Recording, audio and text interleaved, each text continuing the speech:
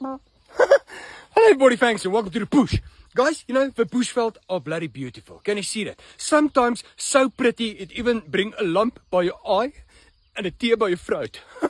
Yeah. However, it get bloody hot here. Okay. So hot you bloody sweat and perspire from all orifices and drips as a percolator. Yeah. And it's nothing better than a lekker knertsie of a cool drink. Something cool to drink after a long day in the bushes there. Okay. You swallow it, it goes down your throat and it cool you down very nice.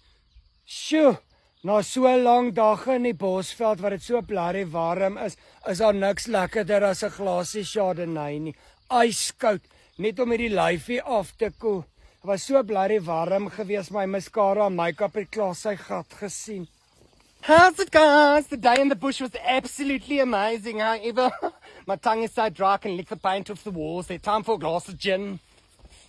Right, you wee crazy little man. We spent the whole bloody day out in the bushes looking at dangerous animals. Time for a glass of ice-cold Scottish whiskey. And there's only one bush animal that can really help with this situation. Well, here we are, after travelling many miles across the Great Plains of Southern Africa. One stumbles across a much-desired animal, often seen in places where people gather. Come along.